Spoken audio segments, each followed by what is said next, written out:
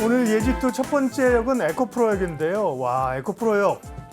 정말 역 하나 만들고 싶은 분들 많을 겁니다. 그런데 이분이 누구십니까? 에코프로의 남자가 오셨습니다. 이창환 부장님. 네, 안녕하세요. 오늘 제일 보고 싶은 사람이 이창환 부장님. 아, 그러셨어요?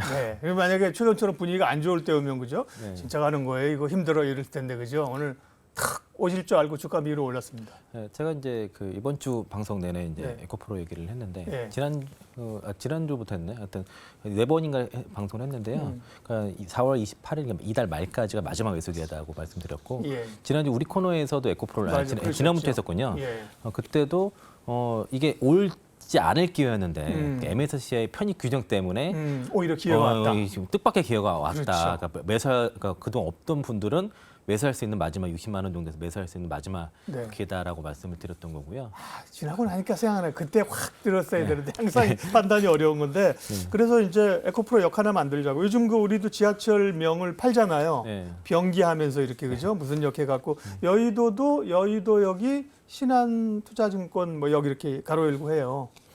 뭐 그것 여기도 역 왔는데 네. 그걸 못 봤거든요. 갖고 가다 보세요. 거기 그래요? 신한투자역으로 거기 역 이름을 이제 몇 년 동안 사용하면서 돈을 내는 거죠. 네, 맞아요. 에코프로 역 하나 만들자고.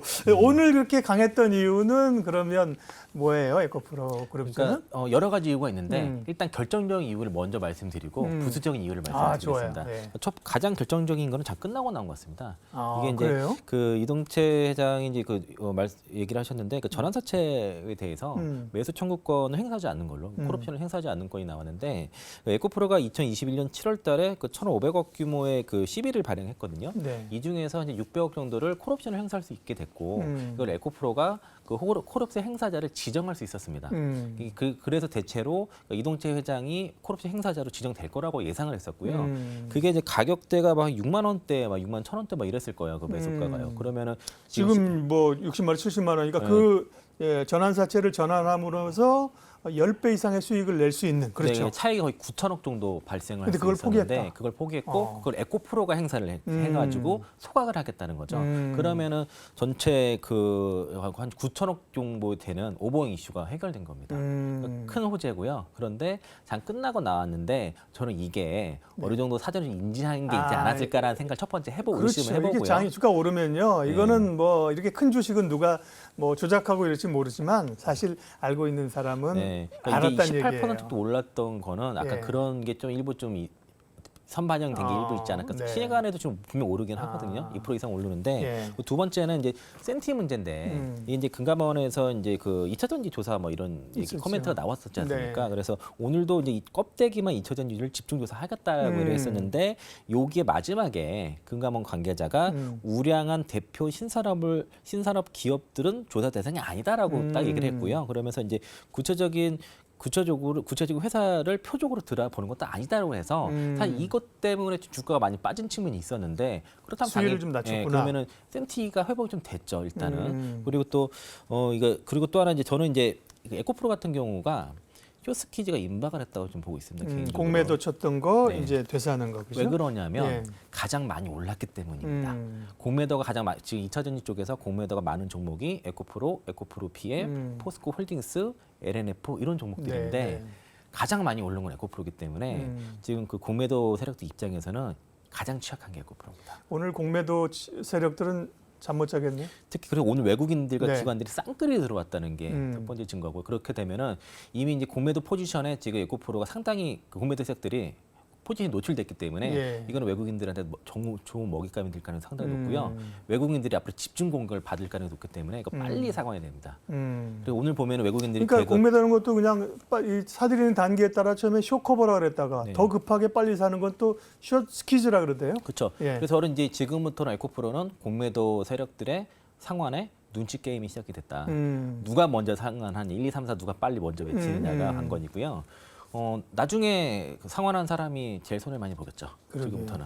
어쨌든 주식은요 올라가면서 수익이 나는 게 행복한 거지 공매도 치면 주가가 떨어져야 수익이 나는 거잖아요. 그렇죠. 예. 그런 인생이 별로 행복하지 못해요. 이제 전설적인 뉴욕의 제스 리버머라는 그 트레이더가 있는데 공매도 치고 뭐 물론 그 주식도 잘했지만 공매도 하고 나중에 결국 그 은발의 신사가 전설적인 사람이 나중에 권총 자살해요, 그죠? 그렇죠. 그러니까 시장을 비관적으로 보는 사람은 말로가 별로 안 좋아. 저는 주식 투자할 때 예를 들면 뭐 지진 피해줘, 예. 뭐 무슨 수해 피해줘 이런 거 안 좋아합니다. 아, 예. 태풍 피해줘 안 해요.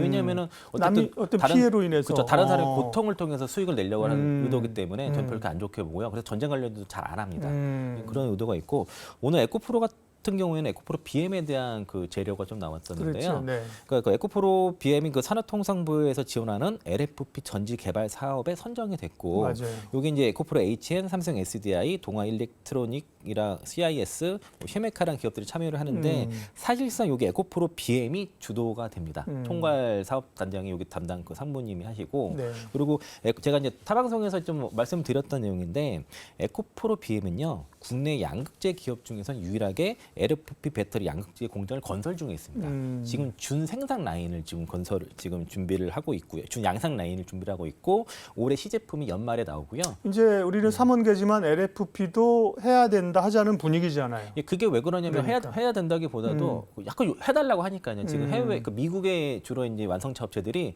그렇게 LFP 배터리 같이 만들어 달라고 그렇게 많이 중국 거사를 못 그쵸, 사니까 예. 한국 예. 업체들에게 LFP도 만들어줘. 그렇죠. 그래서 LG 에너지솔루션, 삼성 SDI, 예. SK 온한테 그렇게 만들어달라고 요청해가지고 이번에 인터 배터리에서도 SK 온이 그 ESS. 그 LFP 배터리를 만들었고요, 파우치형을 만들었고. 그렇죠. SK온. 네, 그리고 그게 이제 LG에솔은 기온, ESS. 기온이 낮은 곳에서도 성능이 떨어지지 않는 그런 배터리를 만들었거든요. 그러니까 중국 거보다 훨씬 더 좋은 걸 만든 거죠. 그리고 이게 이제 LFP 배터리 같은 경우에 이제 그 올해 에코프로 BM이 양극재를 그 셀 업체한테 납품이 될 거고요. 그리고 2025년부터는 본격 양산에 들어가게 됩니다. 그래서 제가 이제 에코프로라 에코프로 BM에 대한 밸류에이션 산정을 할 때는 이 LFP 배터리 양극재에 대해서는 전혀 산정하지 않았습니다. 제가 2027년까지의 실적 추정을 바탕으로 해서 네. 이제 밸류를 드렸는데 182만 원. 네, 그 에코프로는 뭐 65에서 75, 네. BM은 75까지 말씀드렸고요. 네. 65. 그리고 또 하나가 어제 이제 그 포스코 퓨챔이 30조 수주 공시가 났는데 그게 이제 좀 알려진 내용이긴 했어요, 사실은. 그래서 뭐 소위 말해서 식당 아줌마도 알만한 그런 재료였다는 우스갯소리가 있었는데 제가 주목할 만한 거는 그 수주 금액보다 키로당 가격이었습니다. 대략 6만 5천 원 정도 나온 것 같아요. 그러면은 제가 그 에코프로 BM의 실적 추정을 할 때 1만 톤당 5천억, 10만 톤당 5조 매출을 추정을 했거든요. 예. 이거는 키로당 5만 원 기준이었어요. 근데 얼마였다고요? 6만 5천 원. 그러면은 이게 그거로 그냥 산술적으로 하면 그러면 10만 톤당 6조 5천억이 될 수가 있는 거잖아요. 그러면 제가 그 회사에서 가이던스가 2027년도에 그 71만 톤에 60만 톤 판매해서 네. 30조 그래 또는 71만 톤까지 가게로 35조까지 35조 5천이 되겠죠. 네.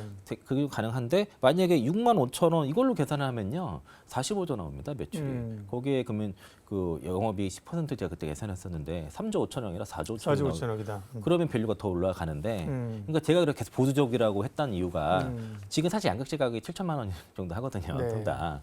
그러면 그걸로 계산하게 되면 사실 50조 나오는 건데 회사 가이던스가 30조 얘기했으니까 거기에 맞춰서 최대한 보수적으로 말씀을 드렸던 거고 좀 더 공격적인 거는 영업이익률 좀 더 올라갈 거라고 봤던 거죠. 그 차이인데 이제 그 제가 드린 데이터를 뭐 처음 접하시거나 아니면 그 투자를 안 하셨던 분들은 예, 예. 놀라실 수밖에 없던 이유가 네. 좀 지금 가격 높으니까 그래서 뭐 반응은 어쨌든 간에 대체로 뭐 90% 이상들은 호응을 많이 해주셨는데 일부는 좀 약간 제 미친놈아 이런 들도 이런 소리도 있는데 네. 지금 어쨌든 다들 공감을 많이 하시는 것 같습니다. 알겠습니다. 네. 이 얘기를 계속 듣다 보면 우리 지하철역 이제 5호선 종착까지 가게 되니까 안 돼요. 다른 얘기 해야 돼요. 에코프로 이제 오늘 정말 뉴스가 좋은 뉴스 엄청 쏟아져 나왔네. 에코프로 머티리얼스 이거 이제 자회사 상장했는데 그죠? 네, 맞아요. 예, 오늘 이제 신청서를 냈다는 거예요.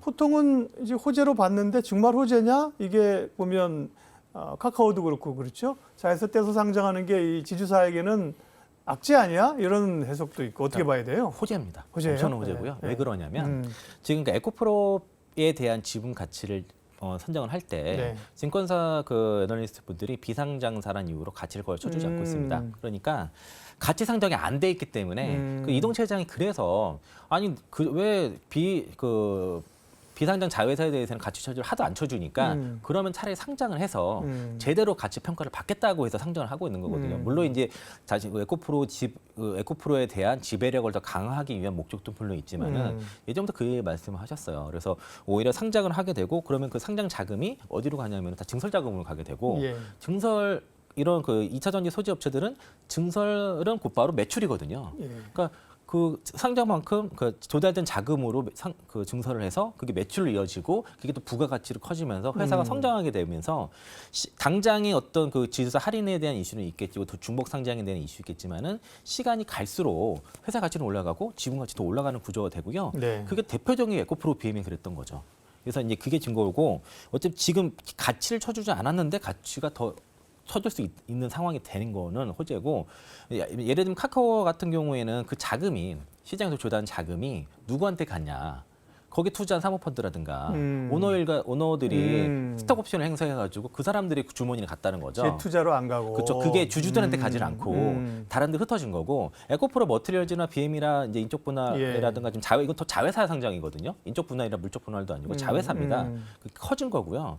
그래서 그런 회사들이 상장을 해서 회사가 더 커지고 그러면은 지주사 할인 일부 있더라도 회사가 매출이 더 커지고 성장이 더 커지고 작년에도 매출이 영업이익이 한 98% 성장하고 실적 그러면 얘기하신 게 추정 좀 해주세요. 결국은 이제 실적이 나와야 되는데 숫자가. 예. 그렇죠. 그러니까 지금 연간으로 지금 100% 이상의 성장이 나고 올해는 더 성장을 많이 할 거로 보입니다. 그리고 5월 2일이 이제 에코프로 IR이 있는데 일단 꼭 IR 자료를 좀 볼 필요가 있어요. 왜냐하면 세부 자회사 실적은 아직 못 봤기 때문에 예. 작년 것까지는 봤을 때는 뭐 에코프로 이노베이션이 798% 영업이익 성장이 나왔고 그리고 그 에코프로 머티리얼즈는 98% 성장이 나왔거든요. 그래서 에코프로 BM 외 나머지 자회사들의 성장이 굉장히 가파르게 작년에 나왔고 에코프로 CNG 같은 폐배터리 사업 같은 경우는 매출이 없다가 1,000억 이상 나왔으니까 이게 지금 회사가 완전히 달라지는 상황이라서 그래서 없던 밸류가 오히려 생긴 거다라고 해석을 하시고 그리고 그 자금이 기업 주주들한테 돌아간다.